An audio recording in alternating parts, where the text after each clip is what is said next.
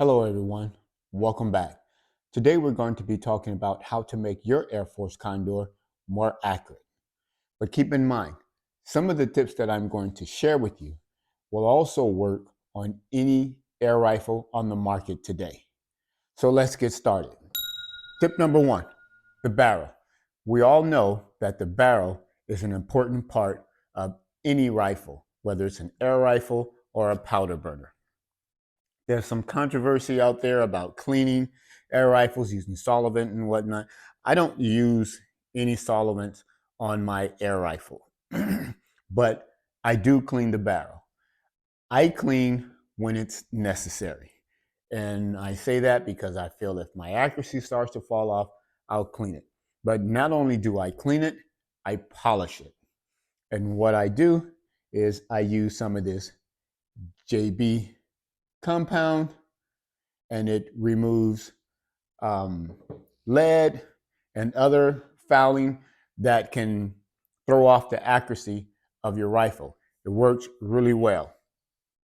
Now, I make my own patches.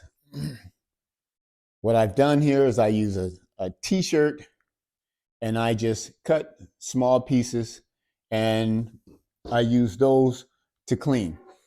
I take my rod, I put a patch on it, I rub it in a compound, and I scrub. I scrub and scrub and I scrub. Now, I spend about 30 minutes to an hour polishing my barrel, but I didn't do it all at once. I took my time, I took breaks, and I scrub and scrub and scrub. And I go through the breech of the barrel. I never go through the front end because I don't want to destroy my crown. Now I do this until I get a nice mirror finish inside my barrel, and it works really well. The JB compound, it's a great product. Works really well.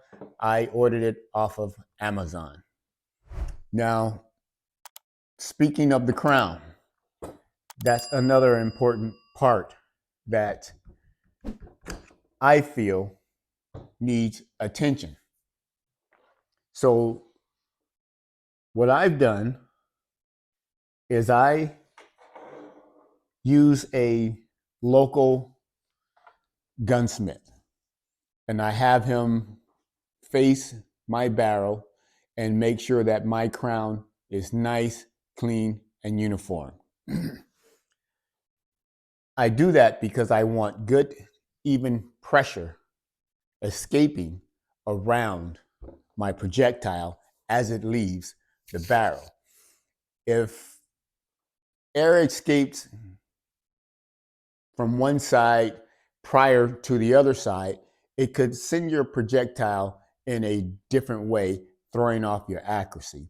So I believe the crown is an important part of barrel accuracy. I know there is some controversy out there about whether or not the crown is important or not, but me personally, I feel that the crown is important. So I make sure that I have a good, uniform, smooth, even crown. Tip number two, the barrel bushings. Inside your AirForce air rifle and the Condor, I know for sure, there are barrel bushings in here, right here, located and held snugly with these grub screws. You want to make sure that your barrel bushings are tight to your barrel and make sure they are also tight inside the stock of your rifle. If they are not tight, you will get a little play inside and your shots will be off. So periodically, you need to check and make sure that your barrel bushings are nice and snug. Now, there's different barrel bushings on the market. There are some that have O-rings. There are some that have holes drilled in for to ventilate, for air pressure buildup, to help silence your air rifle. There's a number of barrel bushings out there on the market that you can buy. But again, make sure that they are snug. Tip number 3, the bridge breech. You want to ensure that your breech bridge, or bridge breech, however you want to say it, has a nice fit. You want to make sure that when you close it down on top of your top hat and you lock it in place, when you push it, the little handle here to the left or to the right, you want to ensure that you have zero tolerance in there. At least I make sure that I have zero tolerance in there. So now, once my weapon fires, I have no air loss, okay? I have a nice seal around my top hat. Now, inside there are O-rings. I periodically replace my O-rings. I make sure my O-rings stay good, make sure they have a good seal on them. So when I do close it, I can feel that it's got a pretty good bite in there right there. So I make sure that my O-rings are nice and tight around my top hat, which gives me a leak-free seal and helps keep my accuracy and my pressure consistent. Tip number 4, the power wheel and power meter. These little devices here are for fine tuning. Make sure you understand how to use them. They're not difficult. Just give it a little twist and you'll see the meter will move to adjust your power settings. Now, I would suggest not just saying, I want to shoot at this power or I want to shoot at that power. I would suggest that you shoot at a power that is good for your ammo, your pellet or slug, and your rifle for the job that you are doing.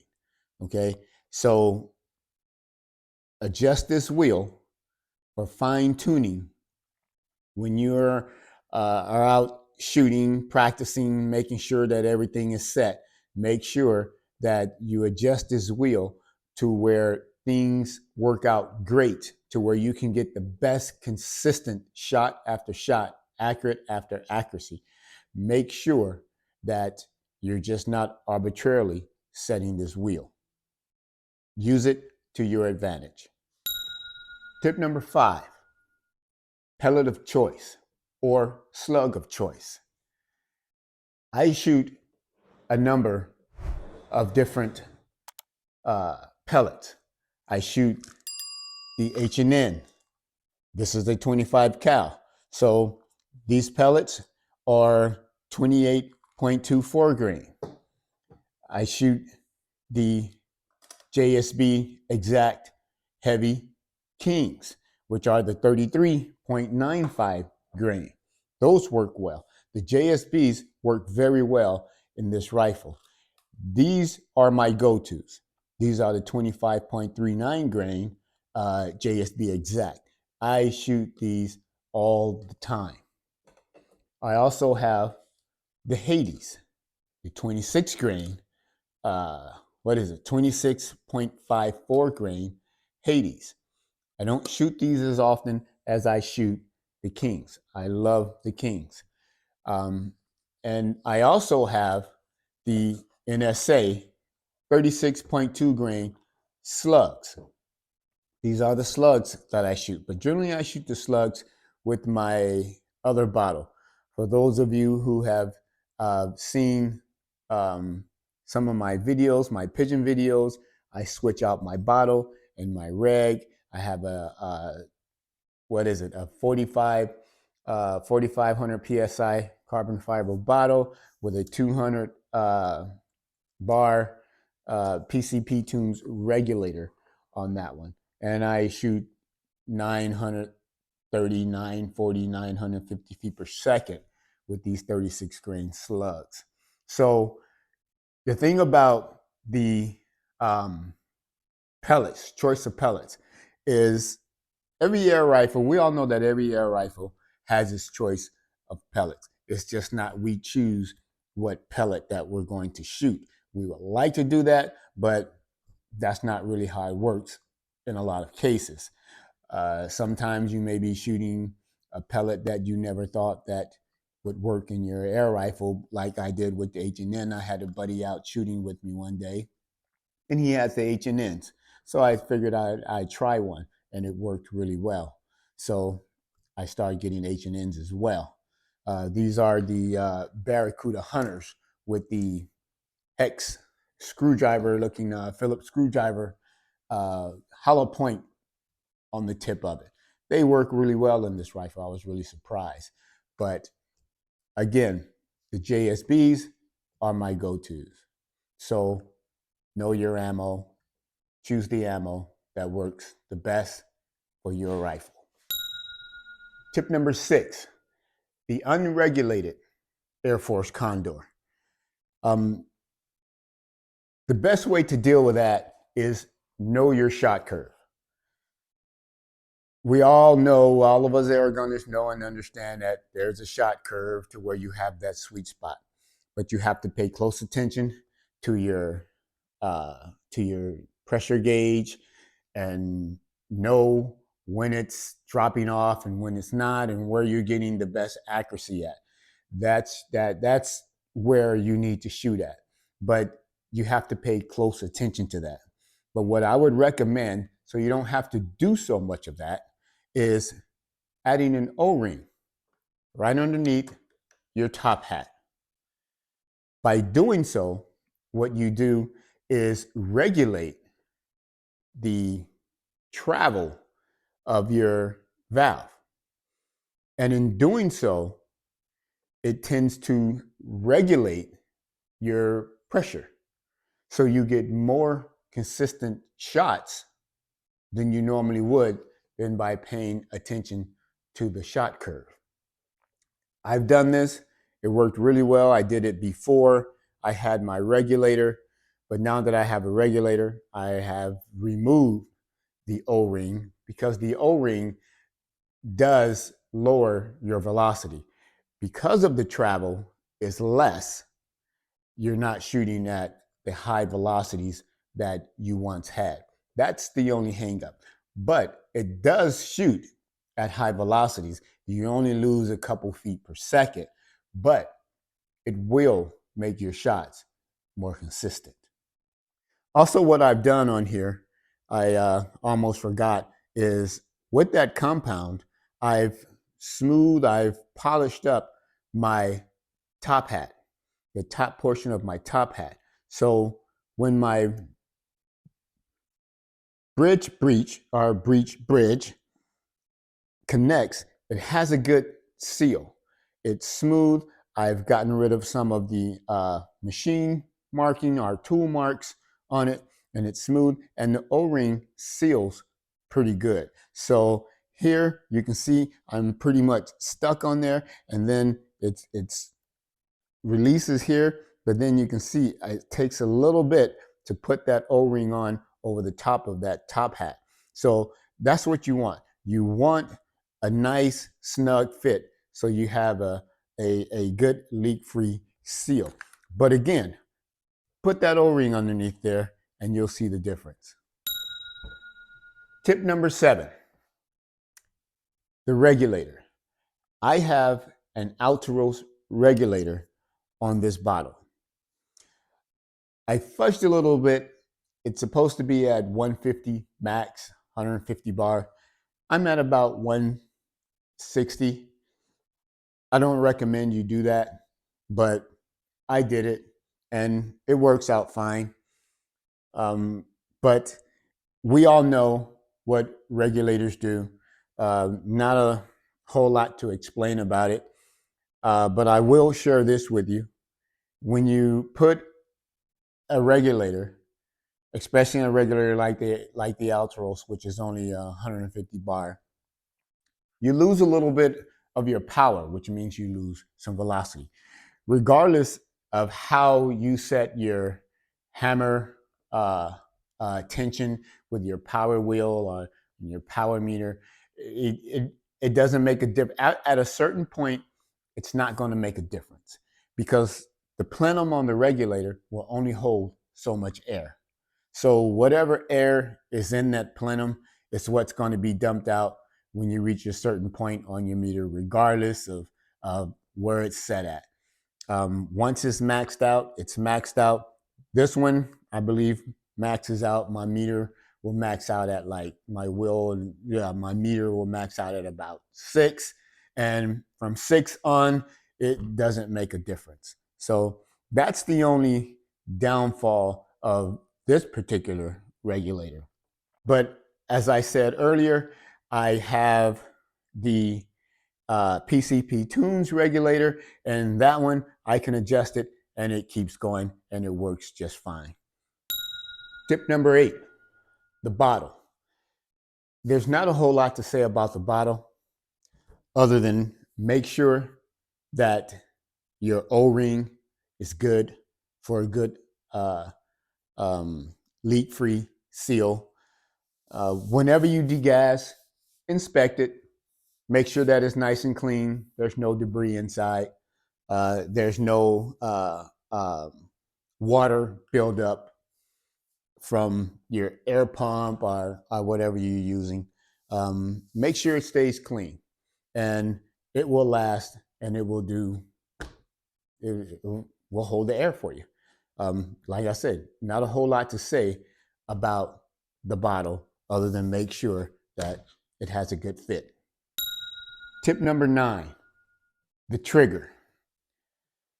Now, all of us AirForce Condor or AirForce Airguns, or at least I know the Condor in specific. I haven't owned any of the other AirForce Airguns, but it does not have an adjustable trigger. However, it is 2-stage, but it is not adjustable. But I can tell you what I have done is I have removed my sear, and I have polished it with the compound. And prior to polishing it with the JB compound, what I've done is I've taken my my gunsmith stone and removed some of the burrs. This is a super sear too. I used to have it on here, but I removed it for various reasons. I don't want to get into why. That's a whole nother story. But anyway, what I did is I smoothed it up, and both sides, I did both sides of my sear. I did the contact points of my sear, just enough not to alter it, but enough to remove some of the machine marks and some of the burrs, and it made things a lot smoother. I have a good, clean, crisp trigger break. If you've seen some of my videos, you see there's not a lot of vibration when I fire my rifle. That is because of this right here. I smoothed everything up, knocked some of those burrs off, removed some of those machine markings off of it. It took a while. And when I got done with it, with the stone, with the gunsmith stone, this is a 1000 grit gunsmith stone.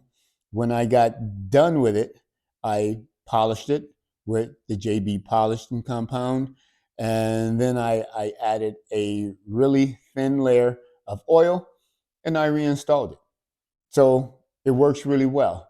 I don't get a lot of vibration. It's a good, smooth, clean break when I fire, and it also helps me with my accuracy.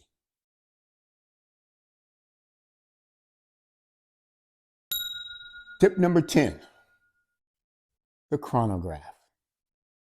If you do not own a chronograph, go get one, okay? It's pretty vital.